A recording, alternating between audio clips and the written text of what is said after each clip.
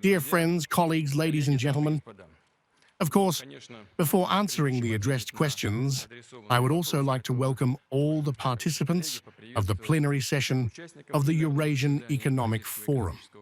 I note that several hundred representatives of large, medium and small Russian businesses came to Minsk, that is, those who are directly engaged in the development of business ties with the Eurasian countries and who, based on their own experience, understand the advantages of integration and what else needs to be done to improve the conditions of mutual trade and investment exchanges. I know that today, as colleagues mentioned, seminars were held within the framework of the forum, and various issues were discussed, including those that I have just mentioned. I would like to stress that all the useful ideas, recommendations and proposals of our Russian colleagues will be taken into account in our further work to strengthen the Eurasian Economic Union.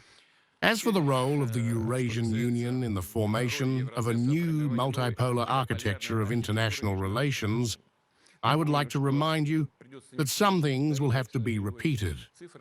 Alexander Grigorievich mentioned certain figures, but I consider them important. Some things may be repeated a second time, but I apologize. I believe that this is important. I would like to remind you that on January 1st, the Eurasian Union turned 10 years old. During this time, it has certainly strengthened and became a successful integration union. The overall economic potential of the 5 countries has significantly strengthened, and the Eurasian Union has rightly become one of the key centers of global development. I will repeat that the total GDP of Eurasian Union members has increased from $1.6 to $2.6 trillion. The trade with the third countries has increased by 38% and amounts to $800 billion. This is a fairly comparable amount of trade between the world's leading economic powers. This is a solid trade of $800 billion. The total volume of mutual trade within the Union has doubled to $97 billion, and 93% of the payments between our countries are made in national currencies. Industrial production has also increased in Eurasian Union countries by 30%, and the processing industry has increased by 46%. Agriculture has increased by 26%. Investment in capital has increased by more than 40%. This is a very good indicator, colleagues. What does this mean? 40% of the capital has been invested. This means that, at least in the medium term, growth is guaranteed. The money has already been invested. At the same time, the level of unemployment, as Alexander Grigorievich mentioned, has dropped to 2.8% in the Eurasian Union and 2.3% in Russia.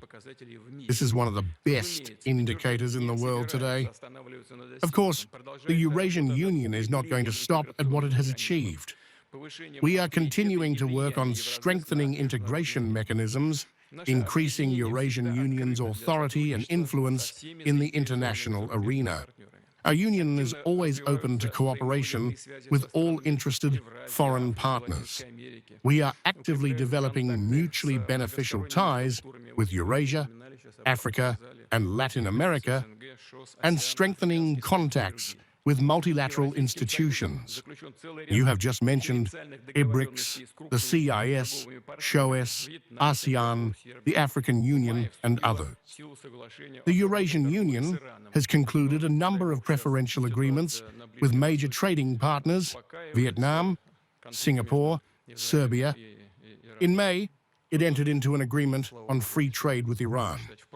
Hopefully, the situation in the Middle East will calm down now. The conflict between Israel and Iran will also be resolved.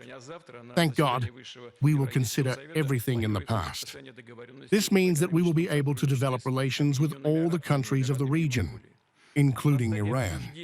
As I said, we have reached an agreement with them Tomorrow, at the meeting of the Supreme Eurasian Council, it is planned to sign an agreement on economic cooperation with the United Arab Emirates and Mongolia. At the stage of discussion, we will discuss liberalization and trade with Indonesia, Egypt, and India. Thus, our integration will make a real contribution to the creation of a large space of partnership, cooperation, and economic growth on our common Eurasian continent. It is a space where every state has the right to its own development model, and the interests of all participants are taken into account.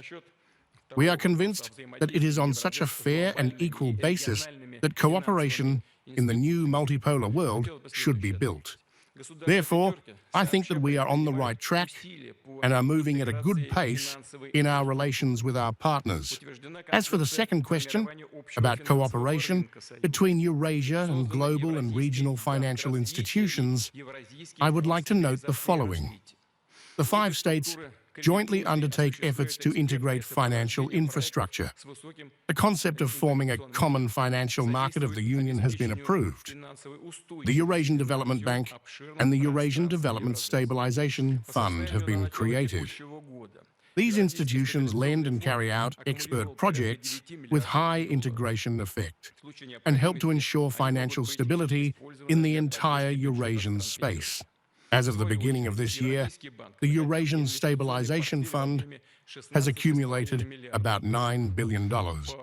If necessary, it can be used to support the budget of the 5 countries.